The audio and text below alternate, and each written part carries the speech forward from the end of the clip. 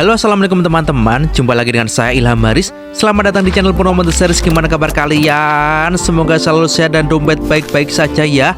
Kali ini kita akan meneruskan merangkum spoiler Dongwon Renegade Immortal episode 159 ya guys. Dan gak usah berlama-lama lagi, langsung saja gas cuy. Cerita berlanjut. Wang Lin menatap Danau Guntur dalam-dalam. Kalau ingin cepat, tak boleh main aman di tepi. 10 kali di pinggir tak sama dengan sekali di pusat. Ia menarik nafas dan melangkah. Air beriak keras, puluhan kilat menyambar ke arahnya. Sorot matanya setajam kilat. Jiwa asalnya bergemuruh, bukan berdebar, tapi meledak dengan suara petir. Tubuhnya sudah menjadi guntur, menerima sambaran itu tanpa penolakan. Nadinya penuh kilat yang meledak di setiap langkah. Dia tak gentar, melangkah lagi. Suara ledakan kian dahsyat. Danau berubah menjadi badai ganas. Kilat turun seperti rantai, menciptakan penjara cahaya. Di hadapan kekuatan ini, jiwa asal Wang Lin bagai kunang-kunang melawan bulan. Dia berhenti setelah 10 langkah, nafasnya berat, meski masih di tepi, dia tahu satu langkah lagi bisa menghancurkan jiwa asalnya. Ia menatap kilatan di air.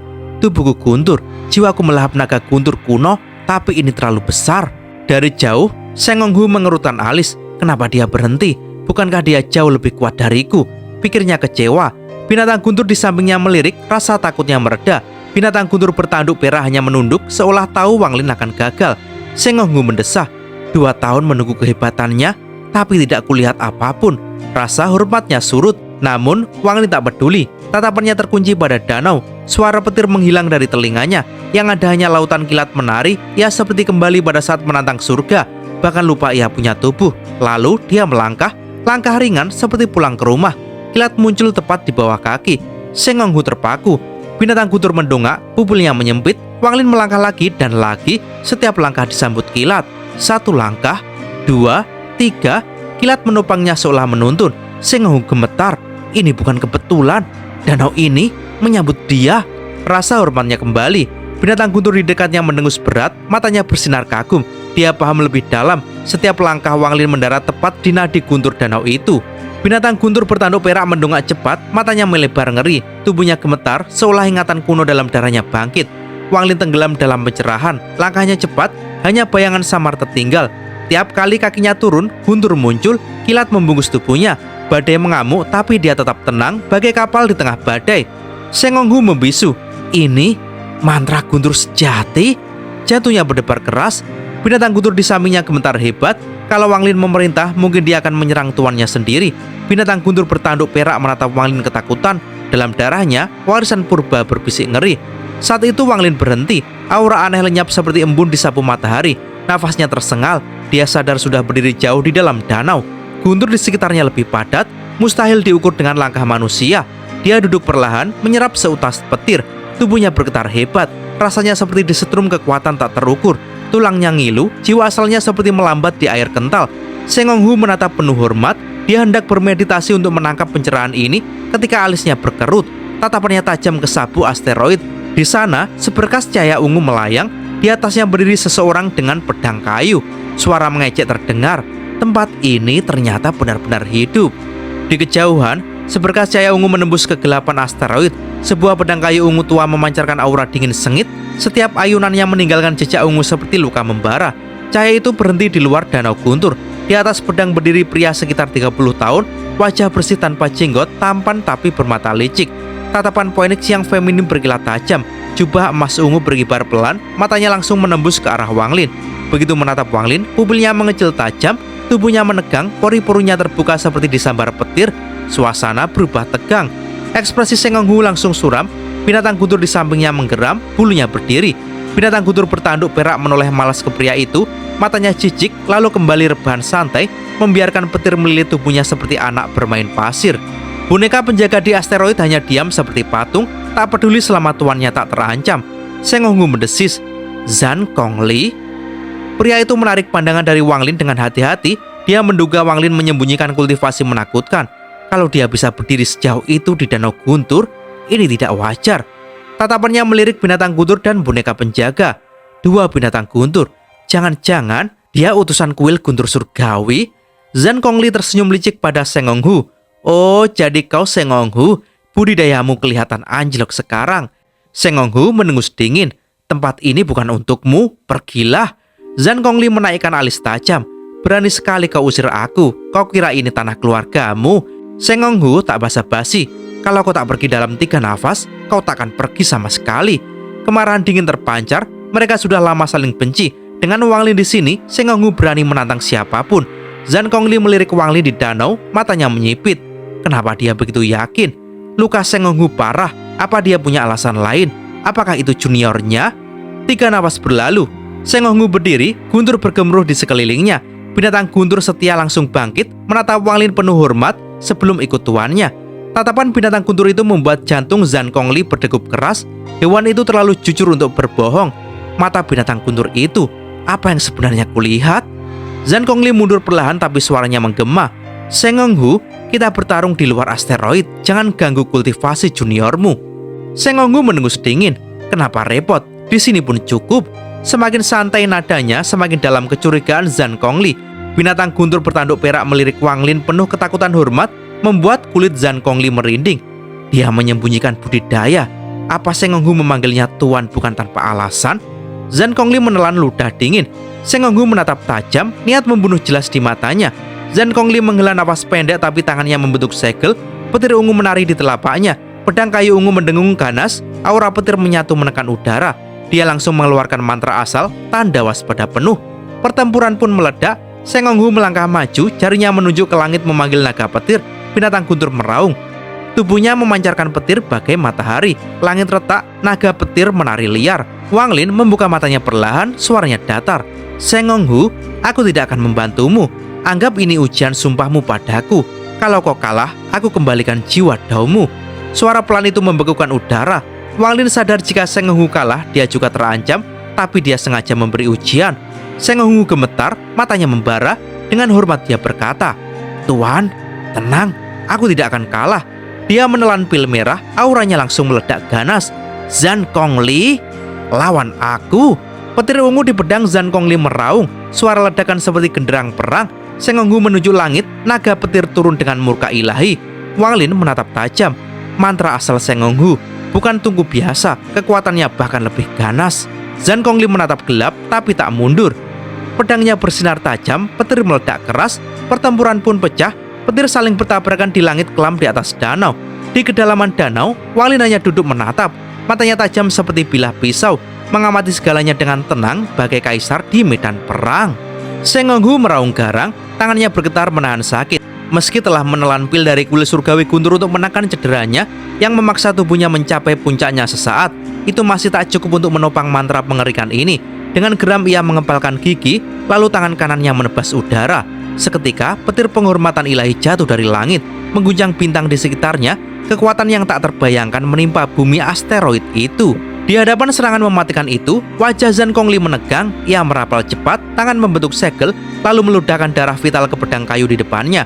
Pedang itu meraung seperti binatang buas, memancarkan cahaya pedang menakutkan, dan menembak ke langit menantang petir suci itu. Dentuman dahsyat mengoyak angkasa. Petir runtuh dalam kobaran sinar, pedang kayu terpental, menghantam asteroid hingga hancur. Batu-batu langit runtuh seperti hujan meteor.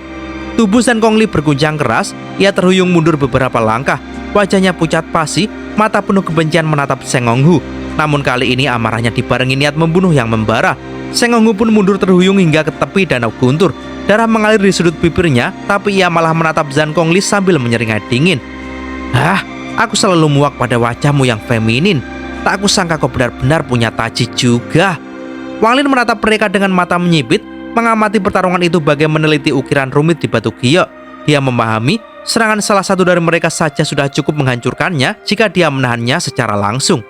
Namun, ia juga melihat celah. Petir penghormatan ilahi Sengonghu seharusnya lebih kuat. Ia bisa melihat hukum di balik petir itu. Pengalaman sekilas melihat dunia langkah ketiga membuatnya bisa menilai kelemahan itu. Bagi seorang pemula yang hafal ratusan manual kungfu dan bisa menunjuk kesalahan pendekar di arena. Namun, melihat bukan berarti bisa melakukan. Wang Lin saat ini juga tak sanggup melakukannya lebih baik. Dia mendesah pelan, suaranya tiba-tiba terdengar pelan tapi menusuk. Sengonghu, mantramu mengandung kekuatan guntur, tapi tidak memiliki jiwa guntur. Kau hanya menyatu di hati, tapi imannya lemah. Imanmu tidak memuat kekuatan guntur sejati. Sengonghu tertegun seketika. Kata-kata itu membuat darahnya seperti beku. Itu bukan pertama kalinya dia mendengar penilaian itu. Gurunya di kuil surgawi guntur pun pernah berkata begitu. Tapi saat ini mendengar Wang Lin menyebutkannya dengan tatapan setajam pisau membuatnya gemetar. Dengan suara serak penuh rasa hormat dia berkata, "Tolong beri saya petunjuk, Tuan." Zhang Kongli yang berdiri jauh menatap mereka, matanya menyipit penuh kecurigaan. Kata-kata Wang Lin menohok ke jantung kegelisahannya sendiri. Dia juga pernah ditegur tetua keluarganya dengan cara yang sama. Masalah ini rumit, bahkan para tetua tak benar-benar memahami jalannya, apalagi para junior. Mereka semuanya menebak-nebak kebenaran jalur mereka. Tetapi Wang Lin berbeda. Dia tahu dia telah melihat dunia langkah ketiga dengan matanya sendiri, dan itu membuat suasana berubah aneh. Dua orang yang hampir saling bunuh seketika berhenti bertarung. Tatapan mereka beralih pada Wang Lin. Seng Honghu menatapnya dengan penghormatan penuh, nyaris tak bernafas. Zhang Kongli menatapnya dengan curiga tapi juga takut. Wang Lin menatap mereka lama, lalu menghela nafas. Hal semacam ini tak bisa dijelaskan, seperti mengajari huruf pada anak-anak. Yang bisa dia lakukan hanya satu. Dengan santai dia mengangkat tangan kanannya, menyubit udara. Makzrak! Seuntai petir tipis menyambar ke telapak tangannya. Di mata mereka berdua, itu tampak seperti petir biasa. Namun apa yang terjadi selanjutnya membuat keduanya ternganga. Mata Wang Lin bersinar aneh. Dia menatap untaian petir itu, lalu melambaikan tangannya. Petir itu menghilang, yang tersisa hanyalah kilau samar. Cahaya murni, bagai hukum petir yang telanjang tanpa wujud. Cahaya itu bergetar, lalu runtuh, padam. Wang Lin menutup matanya. Dia menyembunyikan nafas berat, menutupi kelelahan mendalam. Suara Wang Lin terdengar pelan, tapi bergema menakutkan di telinga mereka. "Apakah kalian mengerti?" Seng Honghu terdiam, bibirnya gemetar. Tiba-tiba, matanya bersinar terang bagai bintang jatuh. Dia bergumam tanpa sadar. "Asal, kembali ke asal." Tubuhnya bergetar hebat. Nafasnya tercekik oleh kesadaran mendadak. Rasanya seperti tabir tebal di pikirannya disobek paksa. Dia menatap Wang Lin dengan mata merah. Lalu, dengan gerakan penuh rasa hormat, hingga dahinya hampir menyentuh tanah, dia memberi Wang Lin salam dalam-dalam. "Terima kasih atas pencerahannya, Tuan." Sekejap, hormatnya pada Wang Lin melonjak hingga nyaris seperti pemujaan. Dia bangkit dengan sorot mata membara. Tanpa aba-aba, dia membalikkan badan ke arah Zhang Kongli. "Ayo, kita bertarung lagi." Zhang Kongli gemetar mendengar tantangan itu. Kulit kepalanya seolah meletup. Spekulasinya tentang Wang Lin berubah jadi absurd, menjadi menakutkan. Dia menelan ludah, mundur beberapa langkah, lalu membungkuk dalam-dalam ke arah Wang Lin. "Junior ini Zhang Kongli. Saya tidak tahu senior berkultivasi di sini. Saya menyinggung Anda sebelumnya. Mohon pengampunan. Junior akan segera pergi." Dengan sorot mata iri ke arah Seng Honghu, dia menahan rasa asam di mulutnya. "Selamat, saudara Seng Hong." Seng Honghu hanya menatap dingin. Zhang Kongli menghela nafas. Dia tertawa tapi hambar. "Saudara Seng Hong, kita berdua mendapat buku panggilan kuil surgawi guntur. Di masa depan kita berdua akan jadi pembawa pesan kuil. Sampai jumpa." Dia membungkuk sekali lagi ke arah Wang Lin, lalu pergi tanpa menoleh lagi. Setelah Zhang Kongli hilang, Wang Lin menoleh pelan. "Apa itu buku panggilan?" Seng Honghu segera menunduk dalam-dalam, menjawab penuh hormat. "Itu tanda komunikasi dari kuil surgawi guntur. Siapapun yang ingin menjadi utusan resmi mendapat buku itu. Nanti, 3 bulan sebelum alam surga guntur dibuka, akan ada seleksi. Para kandidat bertarung hingga tersisa 1. Wang Lin hanya mengangguk pendek. Ia tak bicara lagi. Ia menutup matanya, mengatur nafas. Ia kembali menenggelamkan kesadarannya dalam danau petir, terus menyerap energi asal dan memperkuat jiwa asalnya. Waktu berlalu. 8 tahun lenyap bagai embun di pagi hari. Jika ditambah 2 tahun sebelumnya, sudah 10 tahun Wang Lin menunggu di sini. Selama itu, energi asal di tubuhnya semakin stabil. Tapi ia tahu itu tak bisa lagi bertambah. Tingkat kultivasinya harus naik dulu. Dia membuka matanya. Pandangannya menyapu danau petir yang sudah akrab. Baginya, guntur tak lagi menakutkan. Ia hampir bisa melihat asalnya. Akhirnya dia berdiri. Ia menapaki air petir itu tenang keluar dari pusat danau. Seng Honghu sudah dia suruh pergi 3 tahun lalu. Meski orang itu hormat, Wang Lin tak nyaman. Sebelum pergi, Seng Honghu meninggalkan batu giok berisi peta. Binatang guntur bertanduk perak menjemputnya. Wang Lin naik ke punggungnya, dan binatang itu berubah menjadi sinar petir yang melesat di antara asteroid. Penjaga surgawi kembali ke bayangan Wang Lin, setia seperti biasa. 10 tahun latihan membuat binatang guntur lebih kuat. Ia menembus bintang-bintang dengan kecepatan petir. Wang Lin termenung. Dalam tas penyimpanannya, manik penentang surga bergetar lembut. 3 jiwa di dalamnya bahkan semakin terang. Namun yin dan yang di dalam manik itu tetap tak mau menyatu. Matahari dan bulan, yin dan yang. Ia menatap bintang-bintang, berpikir keras. Dia mengeluarkan batu giok pemberian Seng Honghu. Itu adalah peta rinci wilayah selatan All Heaven. Tempat di depannya adalah hutan belantara antar bintang. Planet-planet sepi, tak terjamah penggarap kuat. Namun ada vitalitas, ada manusia. Tempat itu mirip sekali dengan planet Vermilion, planet kampung halamannya yang dulu. Senyum tipis terbit di wajahnya. Ia melompat turun dari binatang guntur. Monster itu meraung lirih dan berubah menjadi kereta perang masuk ke tasnya. Wang Lin melangkah menembus langit planet. Namun tiba-tiba wajahnya berubah dingin. Di dalam tasnya, sebuah pedang surgawi bergetar hebat memancarkan niat pedang kuno yang liar. Suara sombong bergema. Hah? Maksud pedang sialan? Kakek musuh akhirnya menaklukkanmu. Sekarang aku adalah roh pedang sejati. Aku badas, sangat buruk. Tas penyimpanan di tangan Wang Lin tiba-tiba bergetar hebat. Dari dalamnya, niat pedang yang tajam meledak disertai aura angkuh yang seolah ingin menerobos keluar. Linzi, kenapa kau tak membiarkan tuan musuh keluar? Kau membuatku kesal. Suara Suli Guo yang sombong bergema dari dalam tas, penuh kemarahan seperti makhluk kuno yang hendak bangkit. Namun tepat saat energinya memuncak, mata Wang Lin tetap tenang. Dia menampar kantong itu dengan keras. Seketika suara Suli Guo melemah, niat pedang padatnya ditekan, tak bisa lagi menyebar. Si kecil Linzi, kau masih belum paham? Tuan ini bukan Suli Guo yang dulu. Tuan ini telah mewarisi niat pedang kuno. Sebelum Suli Guo sempat membual lebih jauh, tangan Wang Lin membentuk segel dan menuding tas itu. Suara Suli Guo langsung terputus. Wang Lin mengerutkan kening dan berkata datar, berisik. Tanpa peduli lagi pada tas itu, Wang Lin menatap ke depan. Di sana, sebuah planet terbengkalai tampak membiru dari kejauhan. Sebagian besar permukaannya diliputi lautan. Kehidupan di planet itu begitu jelas, vitalitasnya terasa kuat, tanda adanya banyak manusia. Wang Lin melesat bagai meteor, menembus atmosfer tipis planet itu hingga muncul di langit. Melihat ke bawah, ia mengernyit. Tempat ini mengingatkannya pada planet Vermilion. Bukan bentuknya, tapi aura dan kesan yang ditimbulkan. Ia segera menyebarkan akal ilahi, memindai seluruh planet, hanya mendapati kultivator setingkat Nazken Soul, bahkan tak ada satupun formasi jiwa. Setelah merenung singkat, Wang Lin tidak repot mencari tempat tersembunyi. Ia memilih langsung ke puncak tertinggi di planet itu, puncak Heng Yun. Puncak itu berada di planet Qingling. Meski energi spiritualnya tipis, pemandangannya spektakuler, dikelilingi kabut putih bagai gunung celestial. Banyak keluarga kultivator mendiami planet ini. Hampir setiap negara fana memiliki setidaknya 1 atau 2 klan kultivasi. Namun tidak ada formasi jiwa di sini yang membuat tatanan mereka rapuh. Di puncak gunung itu, pada hari itu muncul seorang lelaki tua, Zhang Xinhai, kepala keluarga Zhang. Tubuhnya dipenuhi aura kematian. Ia berjalan lambat, nafasnya berat. Baginya, tradisi keluarga ini adalah menunggu ajal di puncak Heng Yun sambil menatap langit terakhir kalinya. Namun, ketika sampai di puncak, matanya yang keruh tiba-tiba menyipit. Di sana, berdiri seorang pemuda berambut putih, jubah putihnya berkibar pelan di angin. Zhang Xinhai tak bisa merasakan apapun dengan akal ilahi, tapi matanya melihat sosok itu jelas, kontras yang membuat tubuh tuanya gemetar. Ia mundur beberapa langkah, terpukul oleh tekanan tak kasat mata. Pemuda itu menatap matahari terbenam, suaranya tenang tapi dalam. Tempat ini tidak buruk. Ucapan sederhana itu bagi kilat di hati Zhang Xinhai.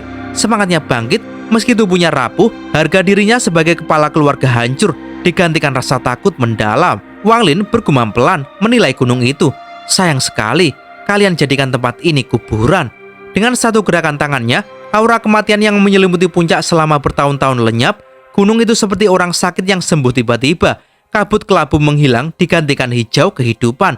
Zhang Xinhai terpana, air matanya nyaris menetes. Ia langsung berlutut dalam-dalam. Junior Zhang Xinhai menyapa senior. Jika senior berkenan dengan gunung ini, junior akan langsung menyerahkannya. Wang Lin menoleh perlahan, matanya setenang langit malam. Umurmu tak panjang. Zhang Xinhai tersenyum pahit. Senior salah paham. Junior sudah siap mati. Bisa bertemu kultivator sehebat senior sebelum ajal. Sudah tak ada penyesalan. Jika senior mau, bukan hanya gunung ini, bahkan seluruh planet Qingling akan junior hadiahkan. Wang Lin menghela napas tipis. Ia mengelurkan tangan, menekan titik di antara alis Zhang Xinhai. Cahaya lembut memancar. Aku tak bisa membatalkan takdirmu, tapi aku bisa memberimu 10 tahun tambahan, membakar energimu sendiri untuk hidup lebih lama. Zhang Xinhai merasakan aliran vitalitas membanjiri tubuhnya. Nafasnya lega, wajahnya berseri-seri, matanya basah oleh rasa syukur. Terima kasih senior. Jika senior memerintahkan, junior pasti melaksanakan. Wang Lin menatapnya datar. Aku beri kau waktu 10 tahun. Kumpulkan kebencian dunia fana sebanyak mungkin. Semakin banyak semakin baik. Jika aku puas, keluarga Zhangmu tak akan pernah punah selama aku ada di sini. Sekarang pergi. Dengan satu ayunan lengan, Wang Lin membuat Zhang Xinhai tersapu angin dan hilang dari puncak. Zhang Xinhai muncul di kaki gunung dalam kabut. Tangannya menyentuh alisnya yang hangat, nafasnya berat. Kesadaran penuhnya hanya berkata satu hal. Aku harus memenuhi permintaan senior. Di puncak yang kini sepi, Wang Lin mengeluarkan bendera 1 miliar jiwa yang menancapkannya di tanah. Angin membuat bendera hitam itu berkibar, melepaskan kabut gelap yang menelan seluruh puncak. 3 jiwa utama keluar, berputar melindungi wilayah itu. Wang Lin lalu menghantam tanah dengan kekuatan dahsyat, menciptakan gua besar di jantung gunung. Pintu gua dipahat megah dengan bebatuan alam. Ia membuat segel surgawi pada pintu itu, menghadirkan tekanan luar biasa. Selesai menyiapkan tempat retret barunya, Wang Lin duduk bersila. Akal ilahinya meluas ke seluruh planet Qingling. Suaranya bergema bagai guntur, terdengar di telinga setiap kultivator.